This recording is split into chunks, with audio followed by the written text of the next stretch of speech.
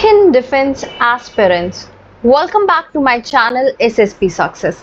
Today we are going to cover an important topic that was in the news, and it's about Jai Shankar, that is our External Affairs Minister, visit to Pakistan for SCO meeting.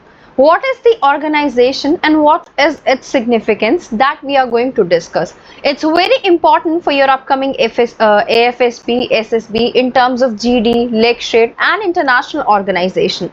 So let's get started with our topic.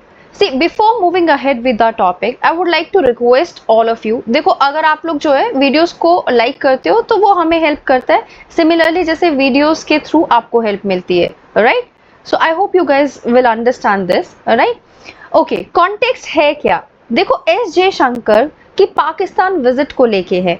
और क्यों हो रही है ये visit? ये visit हो रही है एससीओ को करके. यहाँ देखिए, शंघाई कोऑपरेशन ऑर्गेनाइजेशन की मीटिंग की वजह से, राइट?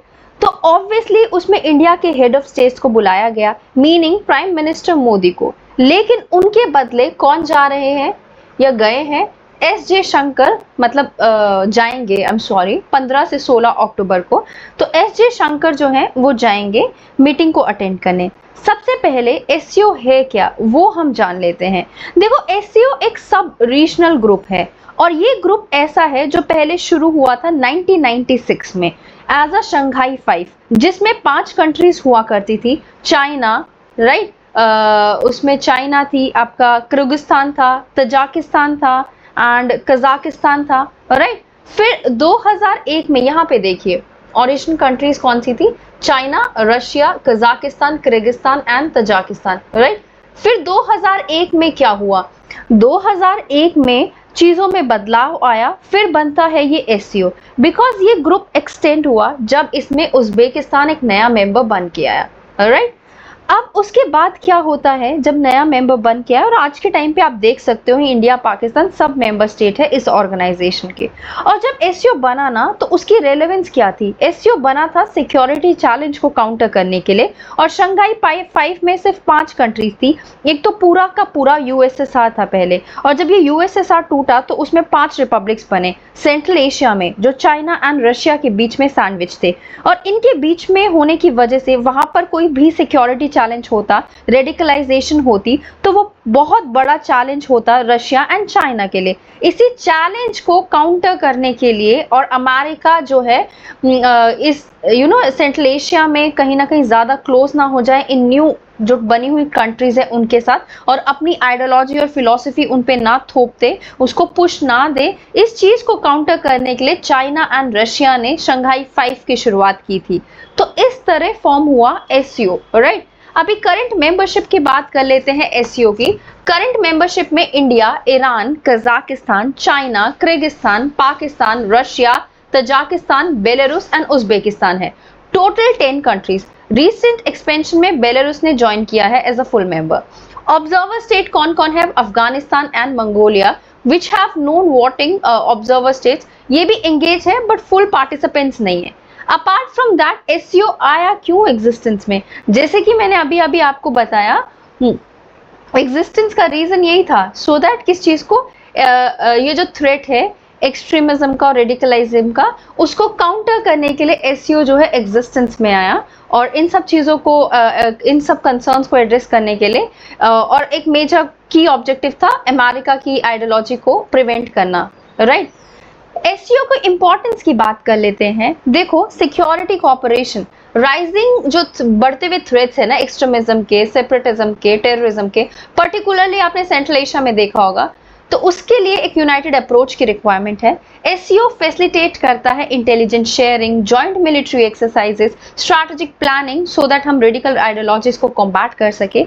एक रीजनल एंटी टेररिस्ट स्ट्रक्चर है इसका पार्ट, जो कि बहुत वाइटल रोल प्ले करता है इन चैलेंजेस को एड्रेस करने के लिए, right? Second is economic and trade initiative. Initiative जैसे China and belt road initiative जो फोकस करते हैं इंफ्रास्ट्रक्चर डेवलपमेंट एंड कनेक्टिविटी में, we need to align well with the economic objectives of SCO countries. ये organisation encourage करती है trade को enhance करने के लिए, एनर्जी कॉर्पोरेशन को और इन्वेस्टमेंट को करने के लिए।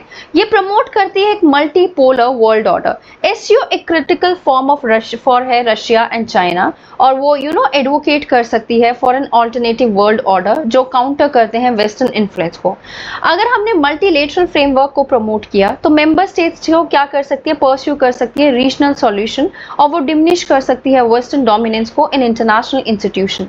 राइट, कंट्री स्पेसिफिक इंटरेस्ट की बात कर लेते हैं। देखो, रशिया मेंटेन करती है influence in central Asia post USSR, right, जहां पे वो अपने बॉर्डर को सिक्योर कर रही है, एड्रेस कर रही है रीजनल सिक्योरिटी थ्रेट और अपनी ग्लोबल प्रेजेंस को बनाए रखने के साथ साथ चाइना चाहती है कि अपनी सेंट्रलिटी को वो प्रमोट करे। इनिशिएटिव जैसे बेल्ट एंड रोड जो फोकस करते हैं इन्फ्लुएंस को एक्सपांड करने पे और बॉर्डर्स को सिक्योर करने पे, स्पेशली इन सेंट्रल एशिया, जो कि एक्ट कर रही है काउंटर बैलेंसिंग फॉर्म के तौर पे रशिया के डोमिनेंस को। If we talk about central Asian republic, ये यूज करती है एससीओ को for security and economic collaboration, partnership को डाइवर्सिफाई करने के लिए चाइना के beyond, by exploring alternatives like India for exporting natural resources. India क्या करती है, लैवरेज करती है एससीओ को सो दैट वो अपना इन्फ्लुएंस बूस्ट कर सके ग्लोबल साउथ में, वो बेटर कनेक्टिविटी सीख कर सके with central Asia for access to minerals and energy. ये प्रमोट करती है एक multipolar world order as an alternative to western hegemony also, मतलब इनकी डोमिनेंस जो है वेस्टर्न की उसके ऊपर। राइट, चैलेंजेस क्या है एससीओ में? नंबर 1, करंट स्टेटस देखो रीजन का, पावर स्ट्रगल है बहुत ज्यादा एससीओ के मेंबर कंट्रीज में, टेंशन उसी की वजह से बनी हुई है। सेकेंड, इंपैक्ट देखने को मिल रहा है रशिया यूक्रेन वॉर का, जो ऑनगोइंग कॉन्फ्लिक्ट है, यहाँ पे देखिए आप, जो ऑनगोइंग कॉन्फ्लिक्ट है ना यूक्रेन के बीच में और रशिया के बीच में, उससे रशिया वीक तो हुआ है, उनकी एबिलिटी लिमिट हुई है इन्फ्लुएंस करने की सेंट्रल एशिया में और दूसरे एससीओ मेंबर्स को।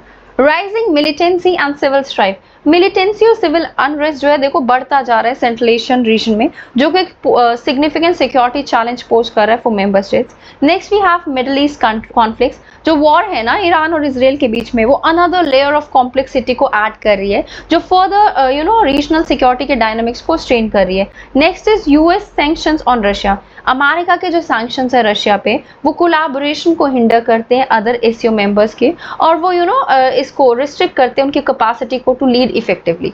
Right, next we have internal conflicts among member state, Russia China, जो एससीओ है वो ट्रांजिशन हुए हैं from Russian dominance to what, to greater Chinese influence, जो कि ड्रिवन हुआ है किससे, economic investments and belt and road initiative से। जो 2017 का इंक्लूजन था ना इंडियन पाकिस्तान का, उसने हाईलाइट किया है इस पावर स्ट्रगल को with Russia supporting India and China, जो बैक किया जा रहा है पाकिस्तान के द्वारा।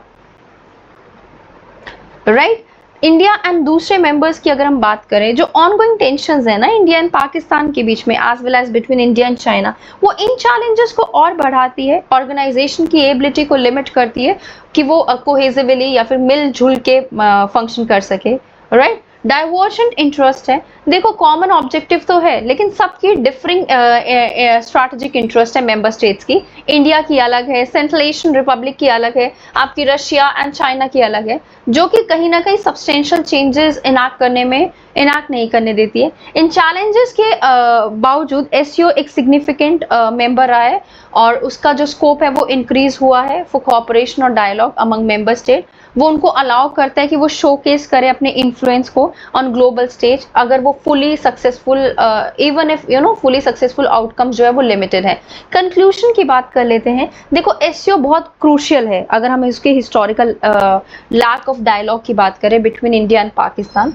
पोस्ट टेररिस्ट अटैक के बाद देखा था ना, इंडिया ने बोला था कि पठानकोट एंड उरी अटैक के बाद कि हम पाकिस्तान के साथ कोलैबोरेट नहीं करेंगे या फिर बातचीत नहीं करेंगे। फॉरेन मिनिस्टर की पार्टिसिपेशन एससीओ में ये बताती है कि एक अपॉर्चुनिटी है आइस ब्रेक करने की दोनों कंट्रीज के बीच, और इसके वजह से एनहांस हो सकती है कम्युनिकेशन और फ्यूचर कोऑपरेशन भी, जो कि एक मोर स्टेबल रीजनल एनवायरनमेंट लेके आएगी। So guys, that was all. I hope you like the video. If you like it, do like it, share it and subscribe our YouTube channel SSB Success. Your likes and comments motivate us to make more and more videos on time. Thank you everyone.